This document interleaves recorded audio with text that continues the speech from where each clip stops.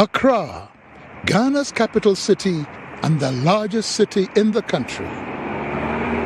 The word Accra is believed to originate from the Akan word Nkran, meaning ants.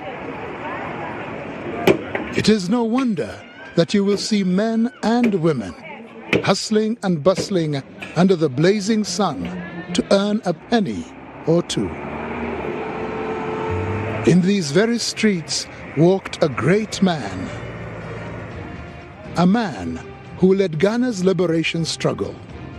His name, Kwame Nkrumah.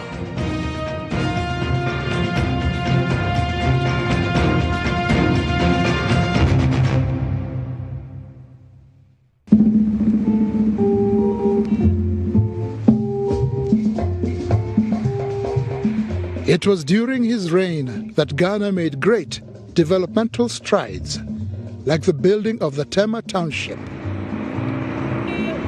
the Accra-Tema Motorway, Kwame Nkrumah University of Science and Technology, the Great Akosombo Dam, and of course, his key role in the formation of the Organization of African Union.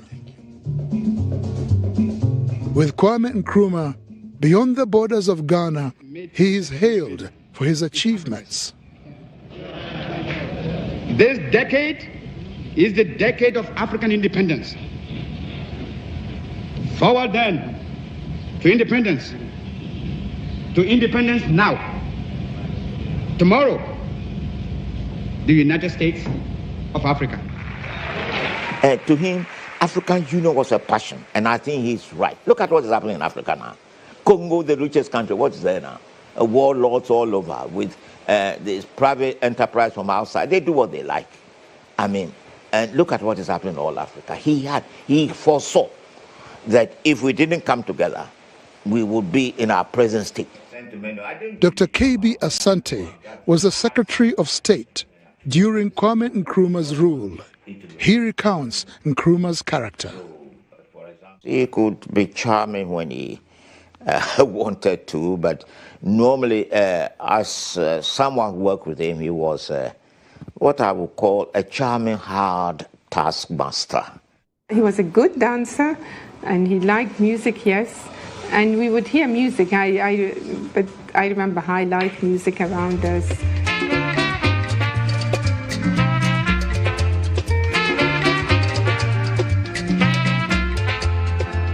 His smile was infectious.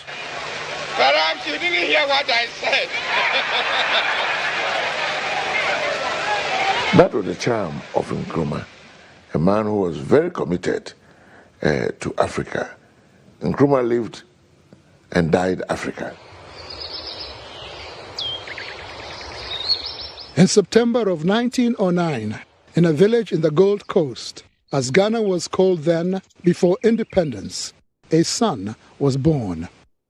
Francis Newyer Kofi Ngonioma, to his father a goldsmith, and his mother a retail trader. This name later changed to Kwame Nkrumah. Nkrumah was educated at the prestigious Achimota College in 1930 and thereafter became a teacher. Nkrumah was a very ordinary human being. He was human like all of us.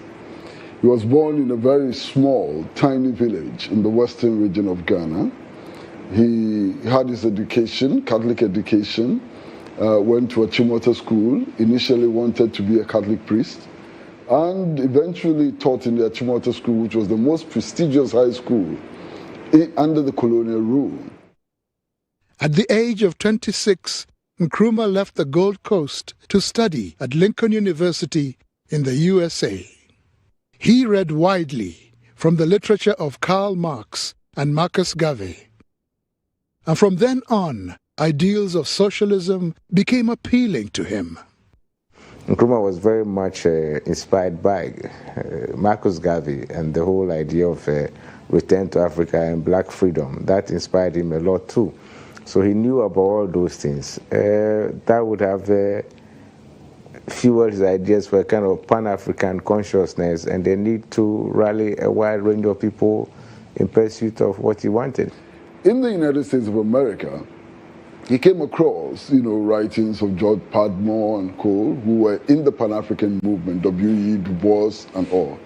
And eventually in 1945, he linked up with them in Manchester, United Kingdom, where they organized the 5th Pan-African Congress. And they decided to accelerate the struggle for liberation of Africa. As men of thought and action, they exerted great influence on the young Nkrumah. His ideas for the unity of all Africans later came to be known as Pan-Africanism. In his book, I Speak of Freedom, Nkrumah wrote, "Divided we are weak. United, Africa could become one of the greatest forces for good in the world." After 12 years of being away from the colony, Nkrumah was invited to become the Secretary General of the first ever political party in the Gold Coast, the UGCC. Nkrumah and the founding members of the party were later known as the Big Six. 1948 was the year that saw the Gold Coast go through perennial unrest that resulted to boycotts and mass action. Goods that were brought in by Asian, Lebanese, and European traders were too expensive for the locals to afford. There was a boycott of British goods because people felt that the Association of West African Merchants, which included all the British and expatriate firms, had raised prices far beyond the capacity of Ghanaians. The colonial government blamed the leaders of the UGCC for stirring up trouble, and this led to the arrest of Dr. Nkrumah and the UGCC party members. They were imprisoned in James Fort and were charged with instigation, looting, and rioting.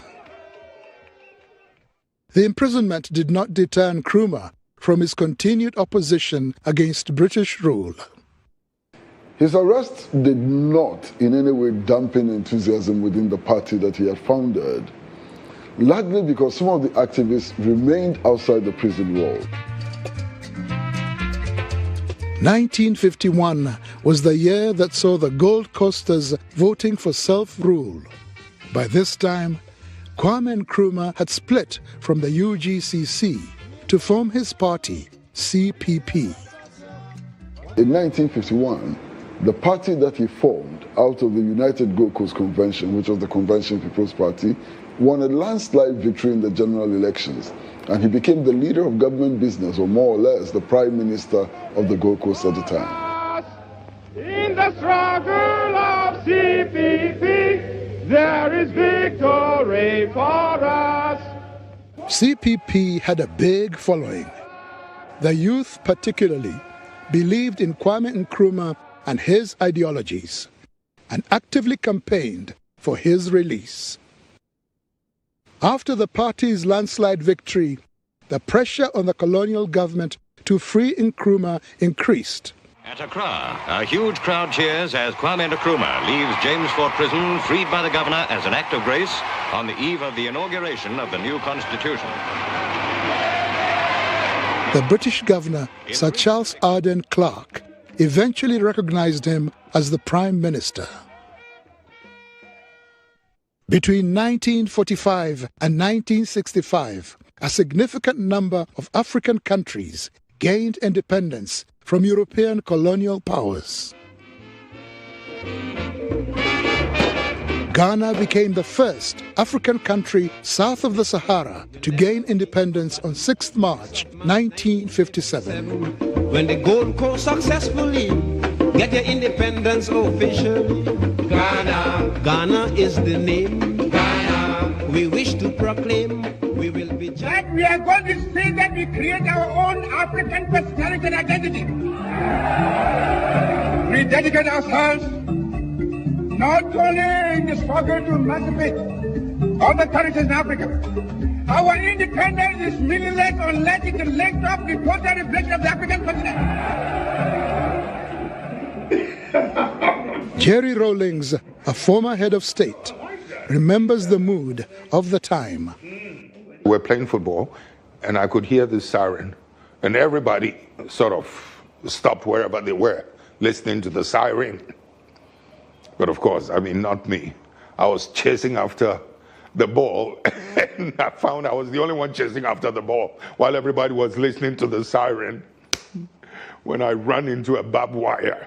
And that's the scar I have here, on that day. Those who have hats on, to take off your hats and let the band play our national anthem. And from now on, that national anthem is the national anthem of the Gogo to be played on all occasions.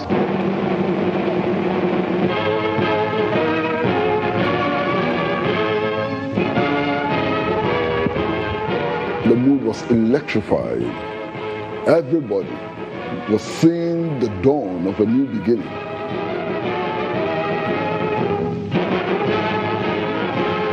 This was the day on which he said that the African was capable of governing himself. And he said that we as Africans should be allowed to make our own mistakes.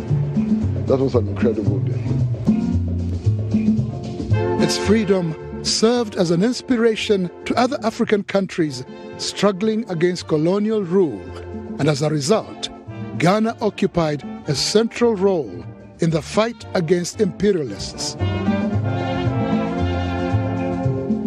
In the sense that our father, when he was at home, he was a very modest, simple man. So I remember playing around him, all of us. But I remember little things like him insisting on giving us a spoon of honey because it was good for us. Yes.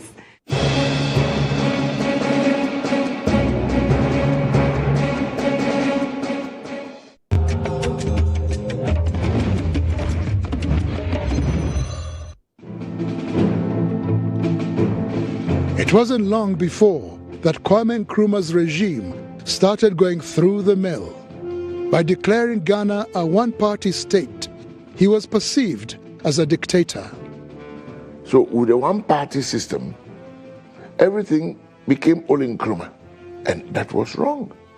But you see, that again is a total misunderstanding of African history. Almost all of the African states which broke away from the colonial yoke established one-party states. Do you think a one-party state is good for democracy? If it wasn't democracy, then they should have left us with their colonial masters. They did not force us. I waited one day when it was a good mood alone. Then I said, why do you want a one-party state? Then he said, you know, I've established so many industries and institutions, and I don't have enough competent people to man them. Many of the people who can do this are in the opposition. And that was why later I found the only way out was to have a one-party state, so we all belong.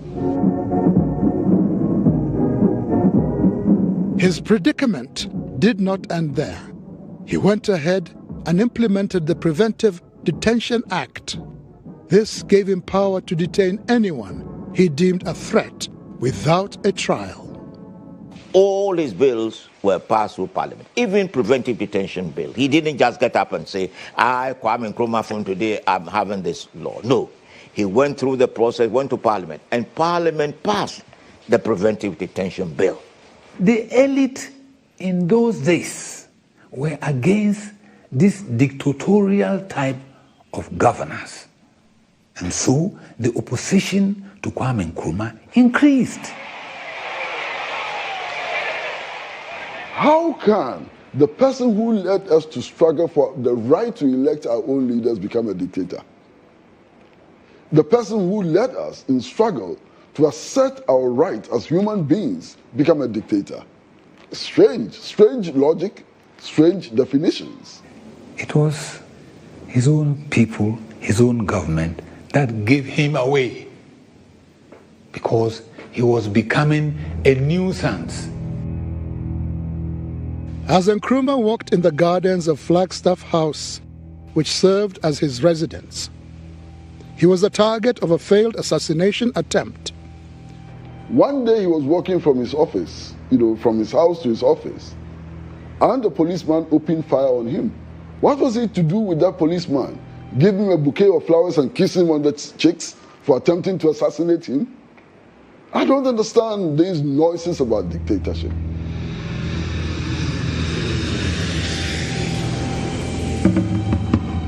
In August 1962, Kwame Nkrumah was returning from Upper Volta, present-day Burkina Faso. A grenade was concealed in a bouquet of flowers and given to a school pupil to present to him. It exploded. It was at that point.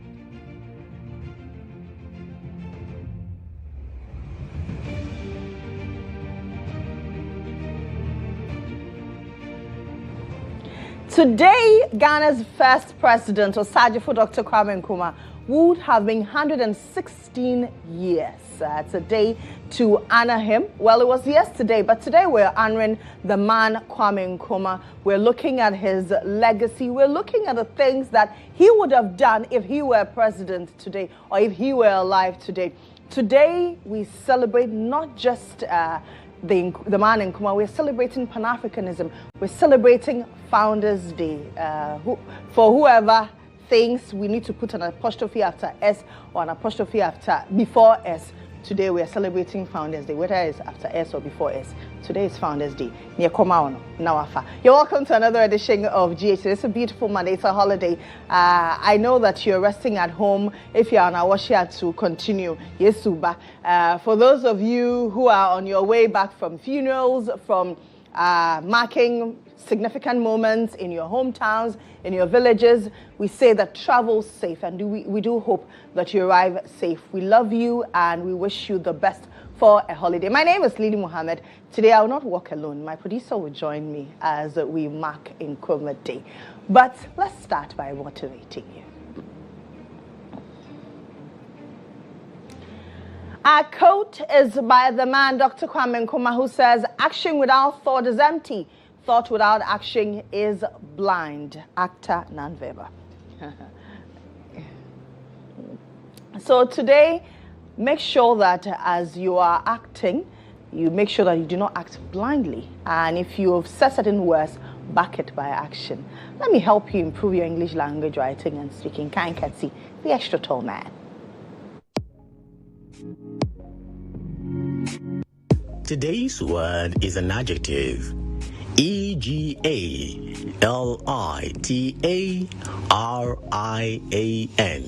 Egalitarian. A person who believes that everyone is equal and should have the same rights and opportunities is an egalitarian. Let's use it in an example. Dr. Kwame Nkrumah is revered for being an egalitarian. Egalitarian.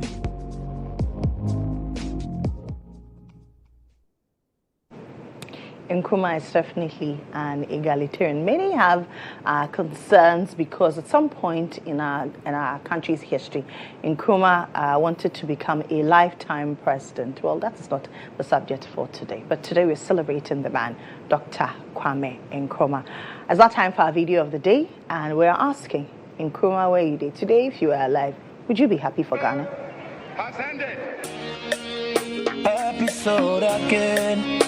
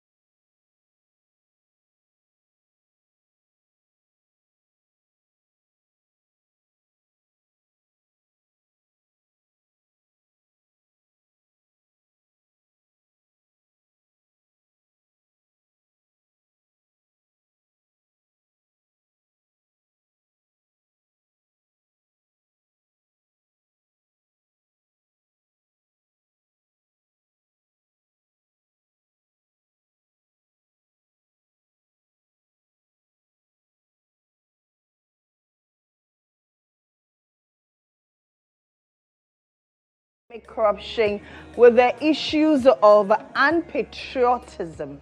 Nkrumah, wherever you dey, wahala dey o. Anyway, it's not time for Inside Out.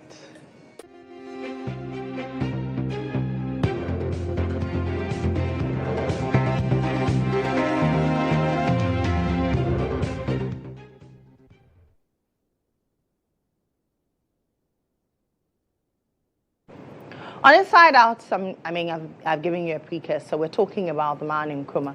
What do you think Nkrumah would be thinking today in our country as we speak? What do you think that will be running through Nkrumah's minds as Ghana continues on its quest to practice democracy, on its quest to make sure that the people live freely, on its quest to ensure that our economic gains are well off? What do you think will be running through the mind of Nkrumah today? If you were Nkrumah today, what would you be thinking about Ghana? Let me hear you. I want to hear your thoughts. It's a holiday. Call us. Let's hear your voice. Let's hear your beautiful voices from your homes, wherever you are. Let's hear you. But yesterday, to mark Nkrumah's birthday, the Fix the Country movement held a vigil to call for an end to Galamsey, to ask President Mohammed to declare a state of emergency. It's interesting that we're still asking for a state of emergency. The president says, well, I have put measures in place. Allow me, when I think that these measures are failing, then I can declare a state of emergency. Those who are asking for a state of emergency under the previous government are still asking for a state of emergency under this particular administration. But, I mean, the dynamics have changed. But for you as a Ghanaian, do you think that the president should declare a state of emergency? Do you think that that is the single most important thing that will end our fight against Galamsey? After a declaration of a state of emergency, then what? What are we going to do as Ghanaians? Okay. We're asking all the people to clear off our river bodies, all our water bodies, and then we're asking people to leave the Galamsey sites. And then what? Does that mean that we're going to put proper measures in place to prevent people from still going into these areas? When we have more people importing heavy-duty machinery, people are even manufacturing local weapons to guard these Galamseyers. Well, I have a first call. My producer will join me. He's here. He'll join us with his thoughts. But I have a first call online. Hi there. Good morning to you. Happy holiday. Okay. Unfortunately, I lost that caller there. But please call us. Let's hear you. The phone lines are on your screen. So yesterday, Oliver Bakavomo was there. Daru Bosu was there. And Mustafa Gbande, who is a director of operations at the presidency, was there to speak to these protesters and tell them that, well, the president is out of the jurisdiction and so you should postpone your protest. But these Galamseyers, I beg your pardon, these protesters said, well, we have already declared our intention to hold a vigil, and so we will continue unabated. I have another caller. Hi there. Good morning, caller. Happy holiday. Your name and where you're calling me from? Hello?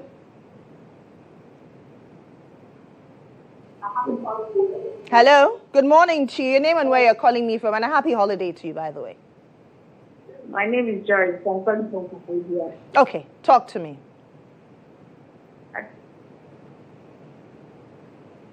Hello, Joyce? Hello? Yes, ma'am. Talk to me. Kwame Nkrumah will be very disappointed in that around his 9. He'll be turning in his grave. Why do you think Nkrumah will be turning in his grave? This is not the Ghana he fought for. Okay. Our water bodies being destroyed. And everything going on, the corruption and everything going on. He'll be very sad wherever he is now.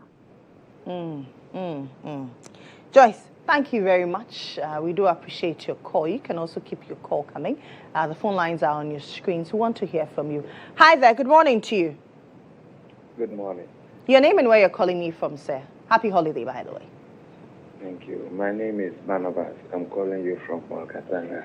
Okay, talk to me, sir. I think Dr. Kwame Nkrumah will not be happy with today's Ghana, looking at how things has been most especially during this Fourth Republic. Though we have actually achieved some bits of successes in the Fourth Republic, but the rot and the corruption and the backwardness is too much. Look at the state of Galamsey today.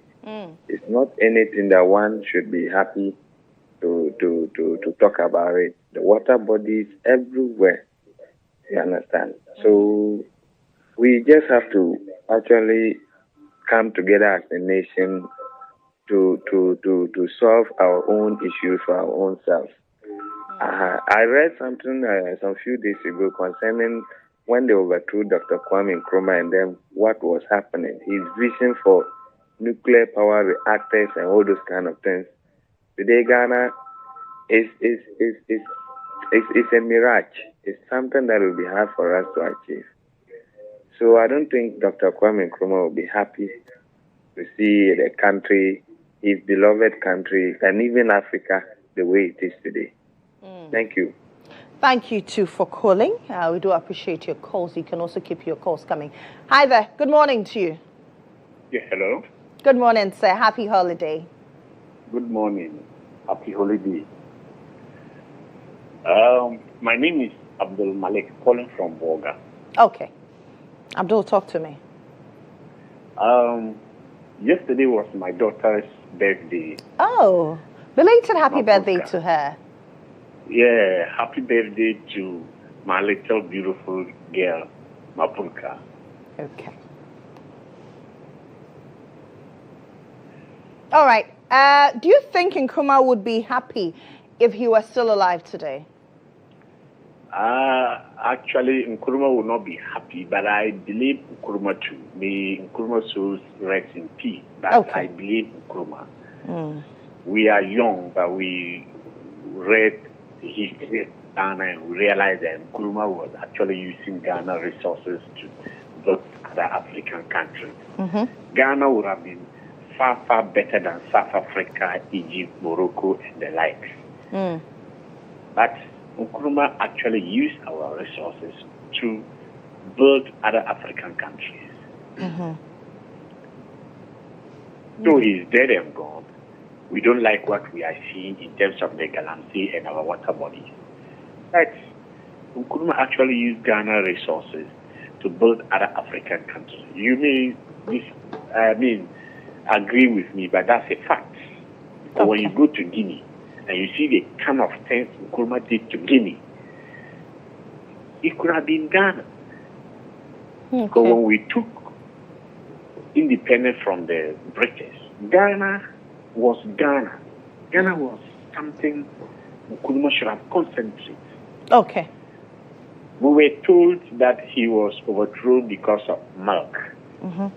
And we were told again that if he knew, he would have connected every house, a pipe, when you open it, will be a milk flowing. Okay. Anyway, we as a Muslims, when you die, we don't talk ill about you. We forgive him. But Nkrumah didn't do justice to Ghana. That's my opinion. Okay. So for him, Nkrumah didn't do justice because he should have concentrated on Ghana, sort of other countries. Anyway, so that's your thoughts. I have another caller there. Hi there, caller. Good morning to you. Good morning. Happy holiday. Same to you. Thank you.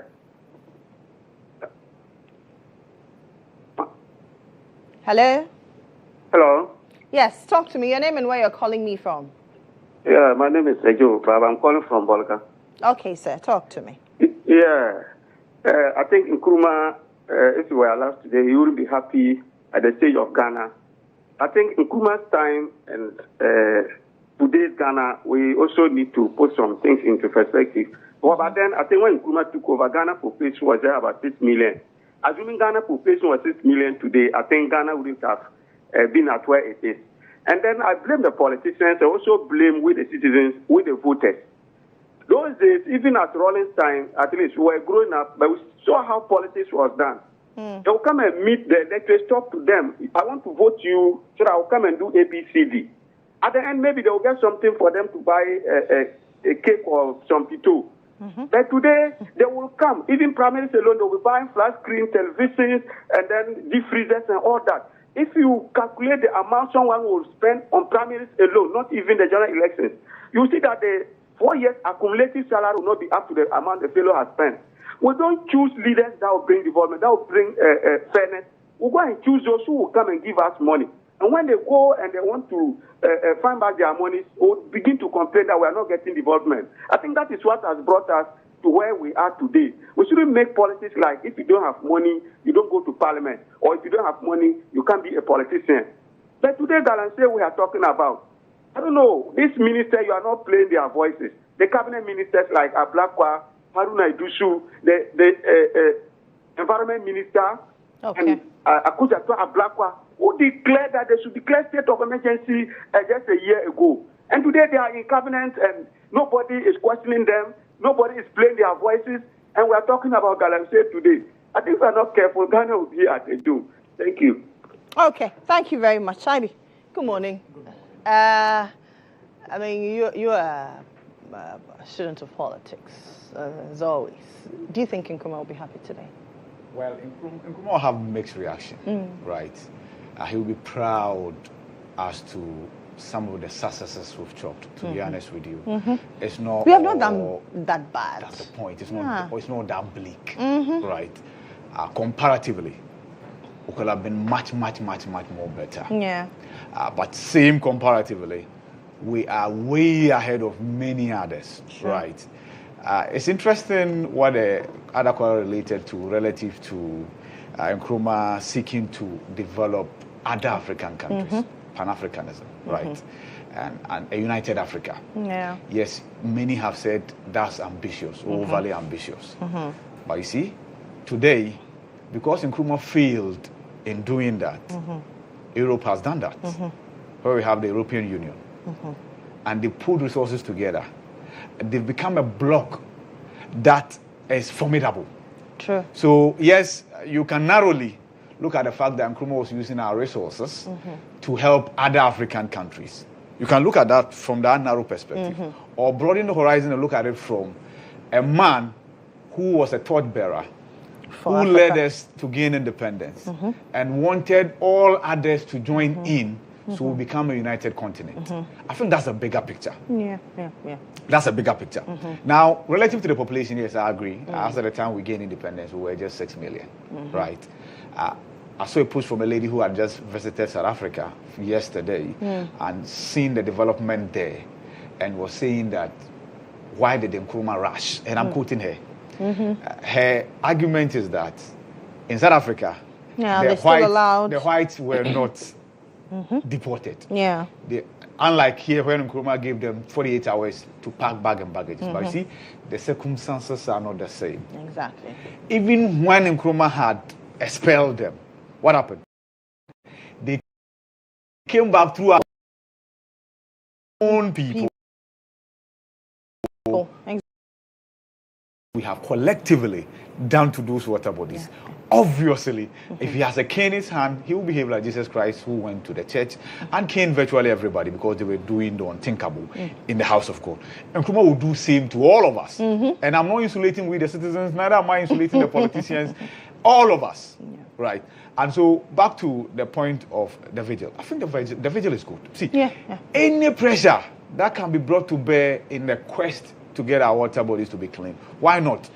We are all in support. Yes, I saw the sector minister on River Ankobra.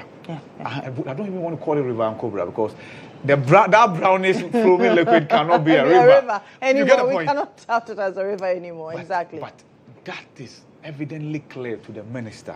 That this is what we have. That's the point. We've all seen videos of water that's been processed for the people of Central Region. And now the waterways, the Kunyako waterways, has been shut down. Exactly. What happens to a majority of the people in the Central Region? At the point, the Chebi water treatment plant was shut down in the past because of the same thing. If you look at the water that we are treating, yes, the Ghana Water Limited will tell you that we have to add a lot of alum, chlorine, and spend much more in processing. But ask yourself, after it's all said and done, what is the final water that's coming to us? Can we ascertain? Yeah.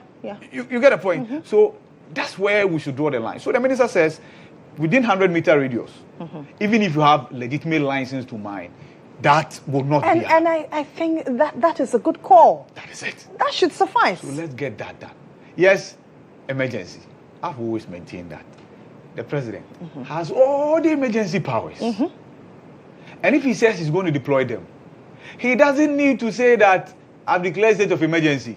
See, give the powers to the soldiers who went to those two forest reserves in the Ashanti region and flush the individuals out and keep them there to ensure that nobody goes back there. The water bodies, make sure nobody mines either at the source or on the water bodies. Yeah. This should be it, and this should not be difficult. And so give ourselves timeline. Within 6 months, if we want the water bodies to be clean, it can be. So if we are saying that this government, 8 months in office, right, we are giving you up to the end of this year, where we can say that 1 year after your term in office, these are the tangibles. Accountability. What is the color of the rivers? What is the color when you assumed office? And what do we have now? What type of water is Ghana Water Limited treating for our consumption?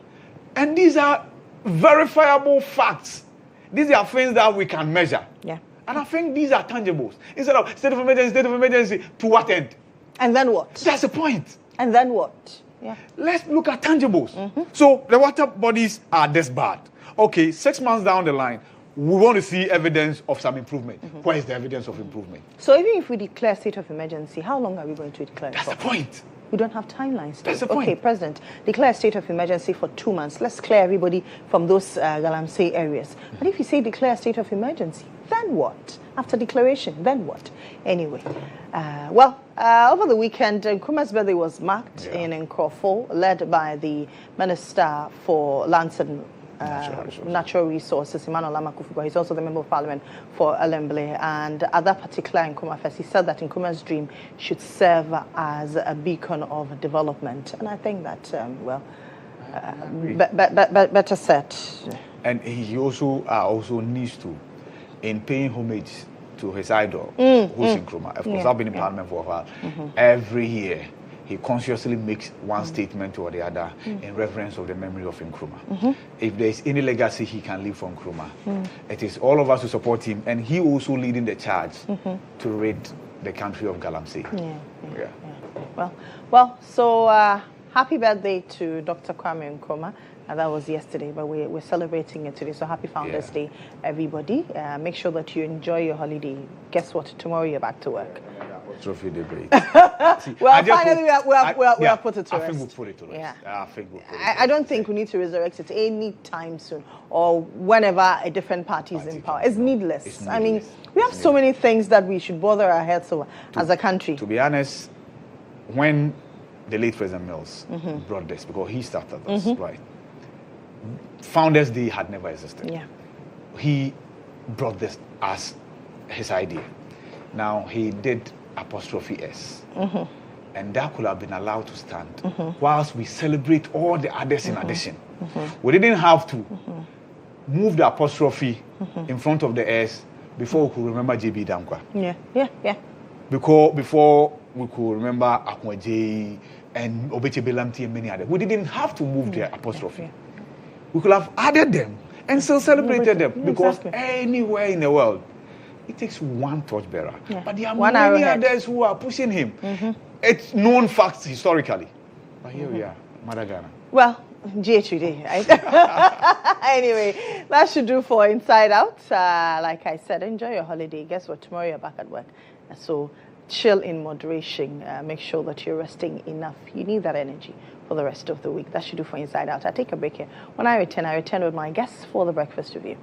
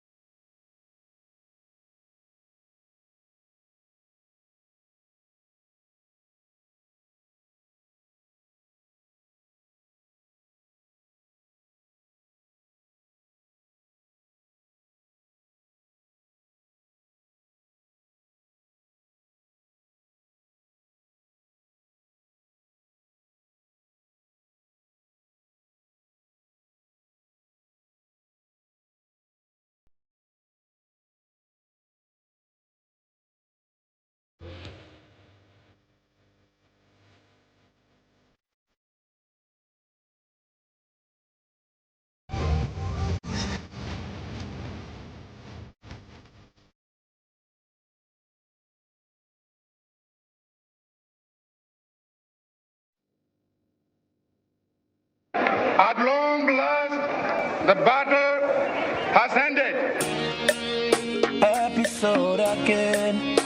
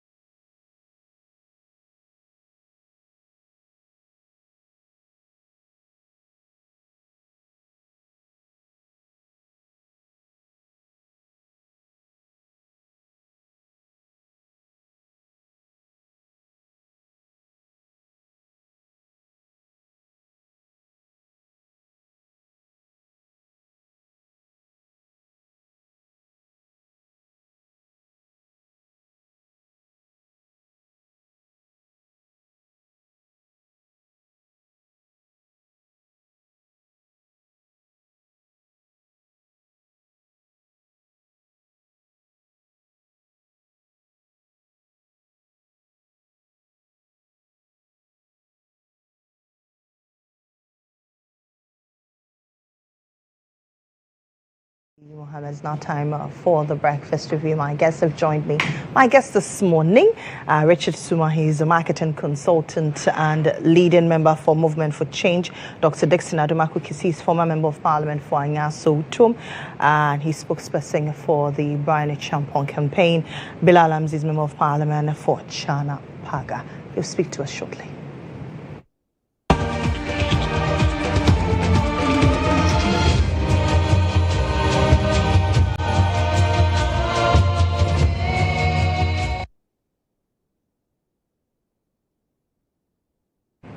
Well, yesterday was Kwame Nkrumah's 116th birthday, if he were alive. And many talk about the relevance of celebrating Founders' Day and the dreams of Nkrumah, whether they're still relevant to today's Ghana. Good morning to you, gentlemen. Good morning. And happy holiday. Happy holiday to you too. How are we doing? Great. Looking beautiful in this South African print. Thank you. Thank you. It's good to see all of you. Yeah. Doc. Yes. Nkrumah's birthday, Founders' Day, and the legacy of Nkrumah, the plans he had. Over the weekend, Nkrumah Fest was celebrated, and the Minister for Lands and Natural Resources, Member of Parliament for Limbley, said that Nkrumah's dream should be the blueprint for Ghana's development. Do you agree? Well, good morning to you and our viewers and co-panelists. It's certainly a wonderful time to remember, let me say, what we call pioneers of this country. I, for one, do not take history lightly. As the great almighty Bob Marley says, if you don't know your past, you don't know where you're going. So certainly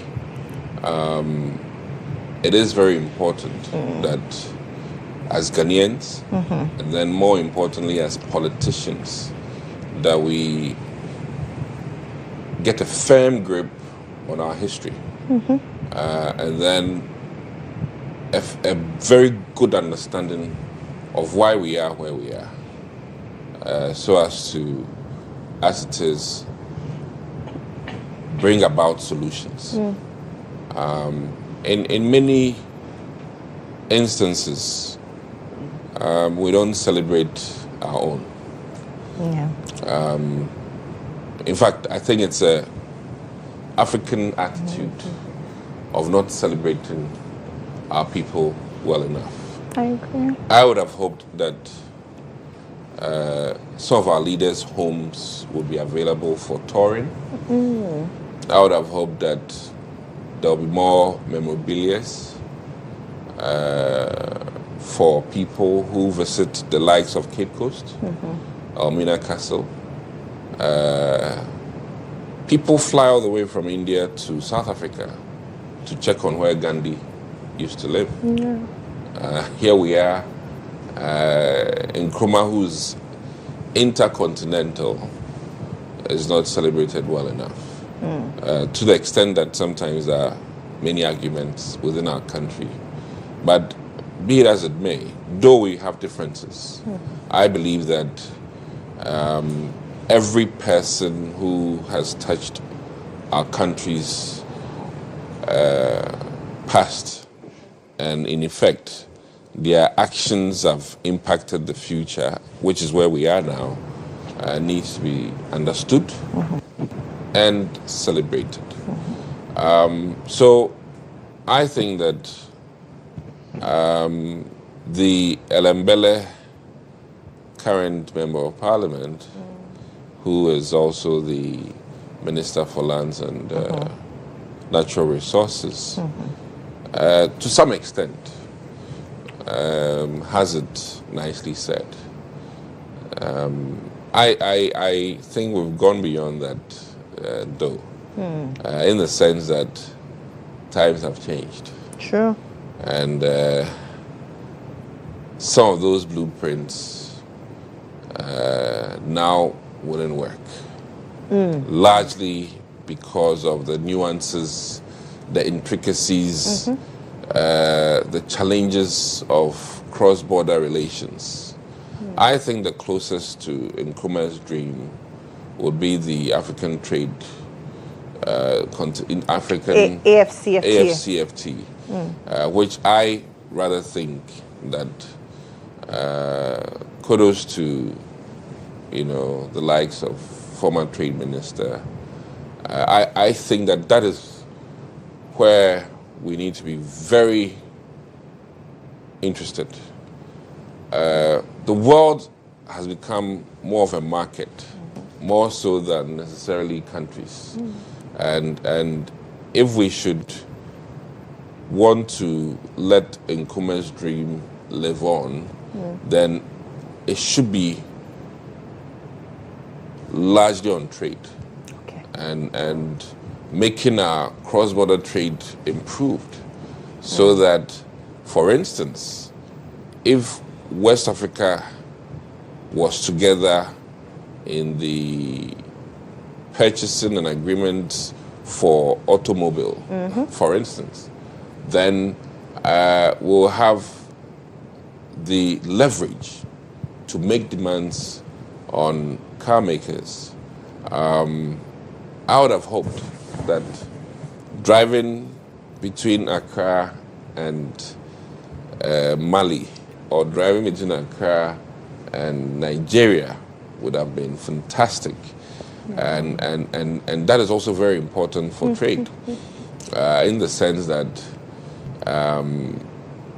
what I'm used to is the infrastructure in America, where the interstate commute is, in fact, one of the monumental things that FDR did for America. And I really think that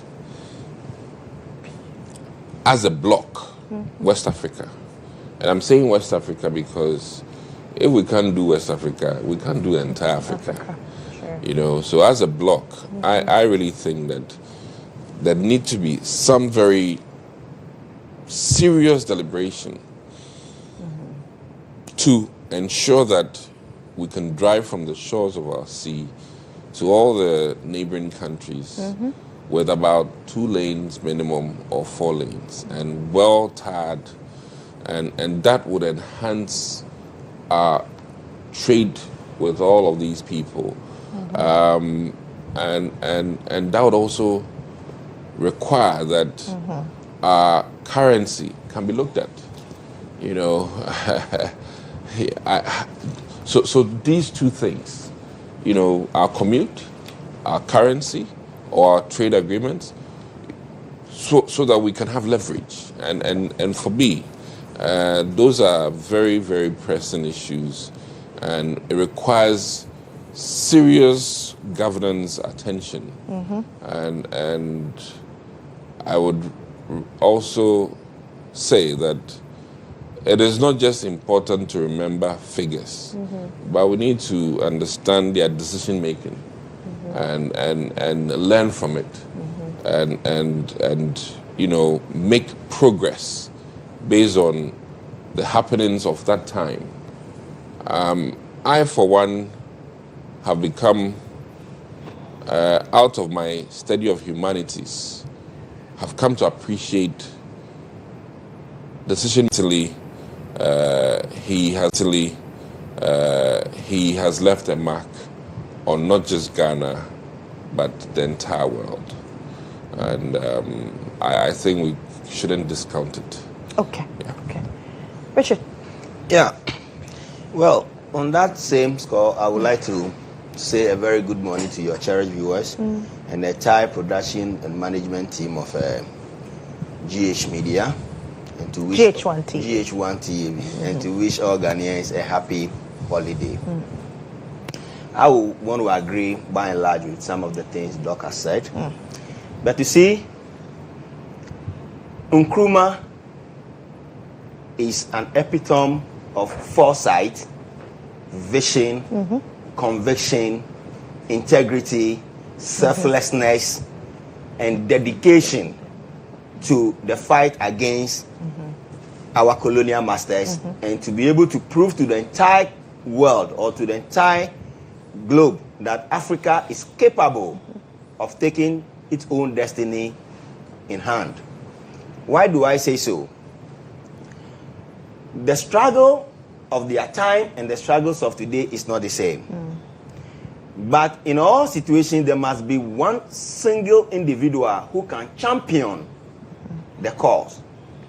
I want to make a case for, let's say, those of us who are Christians. We believe today that Jesus Christ is the omnipotent. He was the one who came and died for us and became our savior. But when he came, obviously, he didn't work alone. He worked with other 12 apostles. But today, when we really want to talk about the Christian faith, we hardly will place the apostles at front. Jesus is always at front. So sometimes, if you consider the argument of who really is the one who was the torch bearer, who was the vision bearer, the one who was leading the struggle, and was very conscious of the fact that we must win this war against our colonial masters at all costs, is obviously Dr. Osagyefo Kwame Nkrumah. And Kwame Nkrumah knew that a society must have a plan. You must have a working document. And you must be able to set timelines for yourself and say that, yes, in order for us to be self-sufficient, self-dependent, and be able to take our own destiny into our hands, there are some key fundamental things that we needed to do as a people. So now, when we were under the colonial masters, as compared to the development they were giving us and what they were giving to the southern African countries like Zimbabwe, South Africa, and all these places, the whites, because they love the environment there, they deliberately developed these enclaves to suit their own standards. But in Ghana, for one, they never did anything apart from Kolebu Teaching Hospital that they claim they built it, and Rich Hospital which they built for their own use, and a few things, even the University of Ghana, they didn't do anything. So we cannot pinpoint to say that this and that is exactly what our colonial masters did for us. Therefore, there wasn't any need for us to fight them to leave us alone. But you still hear the argument of people saying that Kwame Nkrumah shouldn't have fought anything. You should have allowed the white people to still be ruling us. Because he fought for independence, and at the end of the day, we got it, and we cannot do anything with that independence. That is why I am still of the view that Kwame Nkrumah, the legacy he left, cannot be equated with what is happening today. Because even in his time, you realize that the 7-year development plan that he put across, it was a strategic plan, and the plan was to gravitate from a dependent nation, from a dependent nation to a self-dependent nation, which he triggered it, and at the point it was working. But you see, because of the fact that sometimes when you have too much brain, or when you have too much vision, you have too much foresight, and your subordinates, people who work around you, it's difficult for them to fathom some of your reasoning and some of your ideological beliefs. They tend to turn around and fight you. So Kwame Nkrumah, at the end of the day, had several enemies within the country. But don't forget, Kwame Nkrumah isn't a saint. Kwame Nkrumah is just a very normal human being, just like any other person seated here today. So he had his weaknesses and his strength. But if you are a country and you try to zero in more on the weaknesses of people other than their strength, you may be getting it wrong.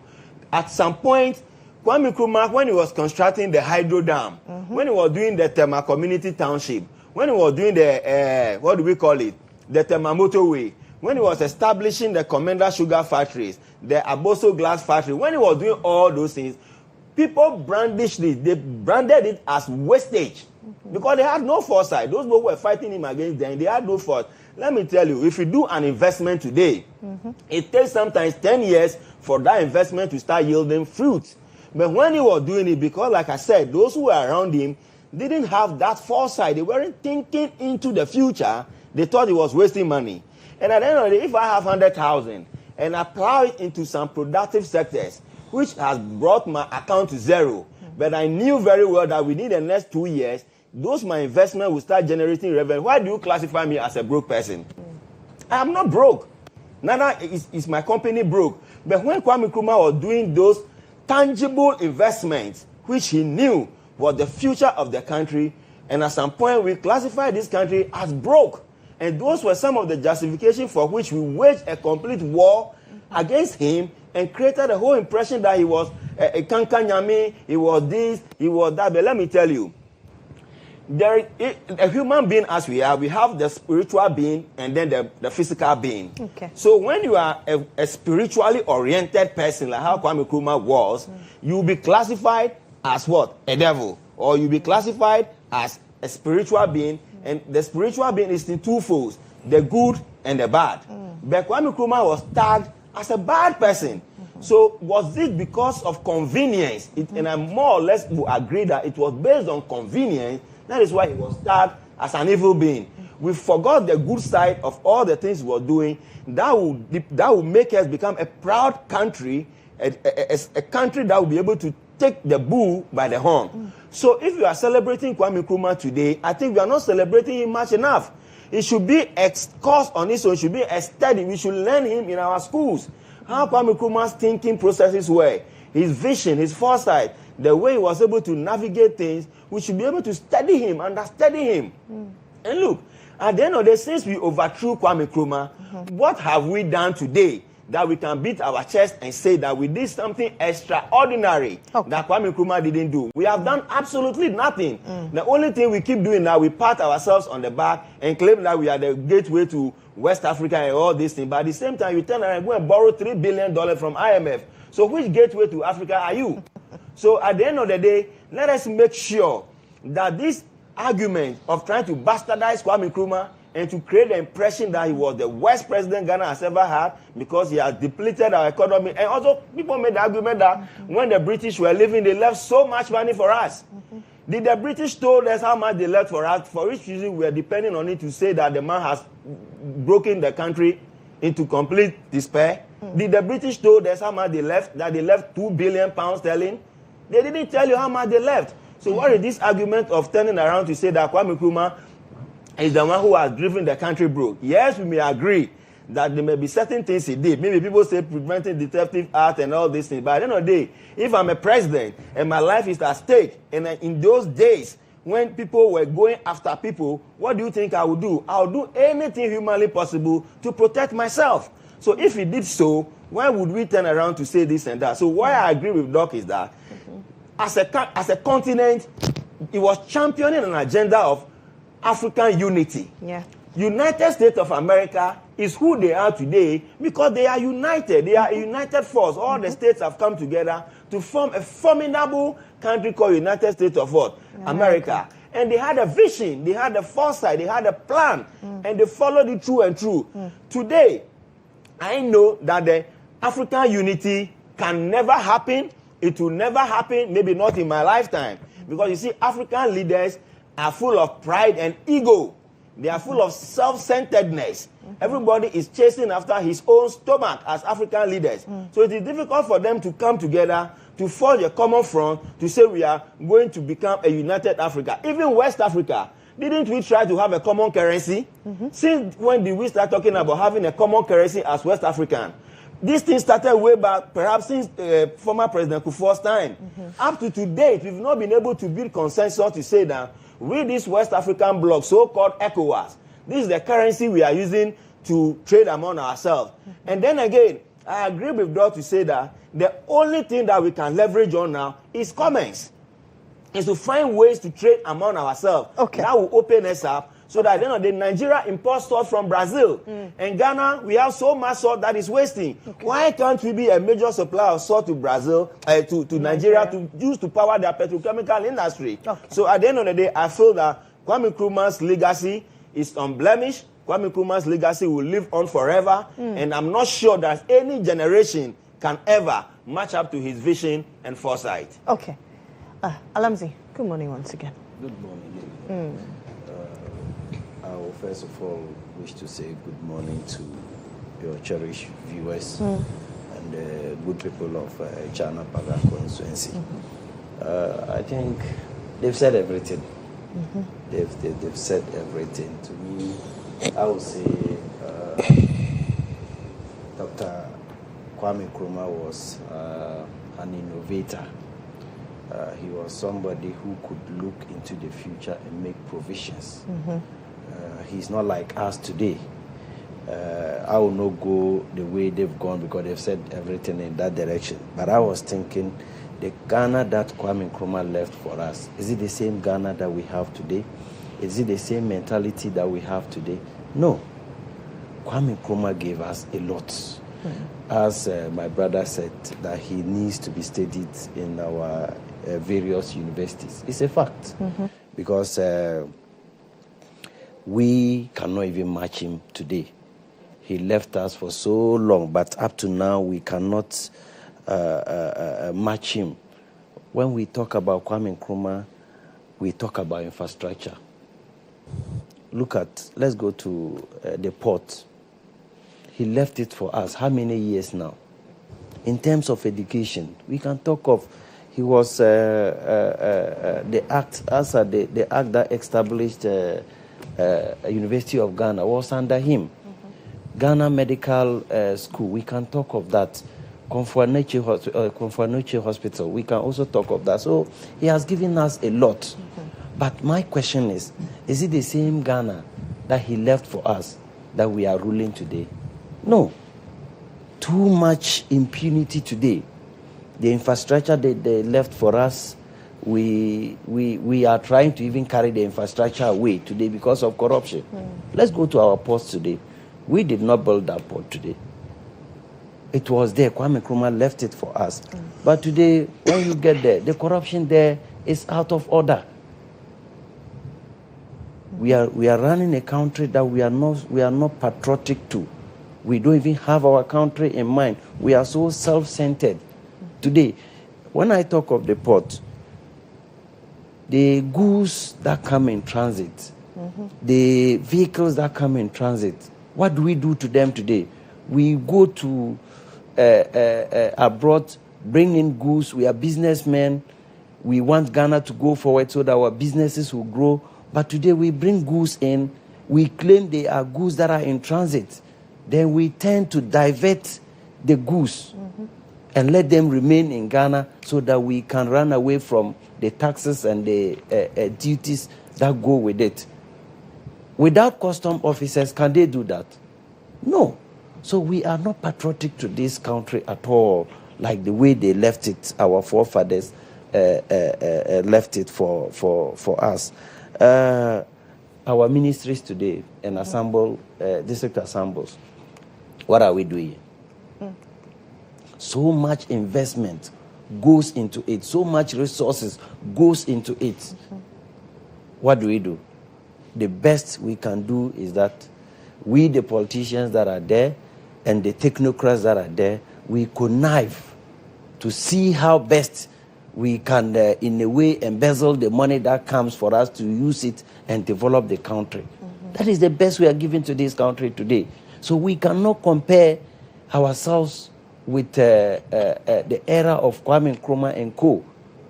I wouldn't go to that tangent of who should be recognized or who should not be recognized. But all of them played their roles. They played important role. What role are we playing today? So my concern is the birthday of Kwame Nkrumah, or the holy day, should remind us that Kwame Nkrumah left a particular country for us. Is it the same country that we are having today? He left a mentality. Is it the same mentality that we have today? No. So what I will say is that we need to sit up. We need to seriously sit up. We need to make sure that we take politics out of whatever that we are doing for the sake of Ghana. Okay. For once, for the sake of Ghana, we need to sit up. I will take advantage of it and talk about our institutions. Let's go to MPA today. The other day we were here. You brought a resource person online, and I've forgotten of the name. He talked about the UPPF. That is the order of the day, that our officers that we are paying with our taxes are using it to steal the country. UPPF today, somebody would load a tanker, government pays freight for the fuel. Then the fuel is going to remain in Accra here. Then an officer that we have entrusted to run Ghana for us will sit somewhere and connive with the businessman that the fuel is going to Wa, it is going to Paga, it is going to Navrongo, so that they will pay the UPPF to that particular businessman. Then the officer and the businessman will share. Is it the same country that they left for us? Is it the same mentality they left for us? So if we want, we need to sit up and make sure that if we want to praise Kwame Nkrumah and co., we should develop or establish the mentality that they were having. That is the only way the country can go forward. They've said everything already. I don't want to repeat what they said. Well, yesterday there was a vigil to ask the president to declare a state of emergency, face the country, led by Oliver Barker-Vormawor. I'm sure some members of the NPP, including yourself, are interested in that. Are you still interested in a declaration of a state of emergency? Do you think that it is important now? I am rather of the opinion that Galamsey is sophisticated. We do not need to stop legal mining because of illegal mining. So hear me carefully. The financiers of illegal mining are the ones that should be arrested. And that does not require a state of emergency. What it requires is a very decisive, bold government with political will. And let me say this, that the Chinese go after their own and jail them. They jail the topmost hierarchy and sometimes even take them for firing squad. I'm of the opinion that it is not about the state of emergency. It is the Mohammed's administration will to, take the bull by the horn. And enough of the rhetorics. Enough of it. People are dying. There's this thing that has always been, very clear to me, that the arsenics, the mercuries, the cyanides will get into our food system. And frankly speaking, and already it is there. And what this means is that though Africans naturally have a higher tendency of having the likes of, cervical cancers and things like that, and colorectal cancers, we have literally increased the likelihood of many more Ghanaians having cancer. And this will impact our life expectancy in this country. And it is criminal. I don't know, but quite frankly, very well-meaning people in this country need to put up a strong suit against government.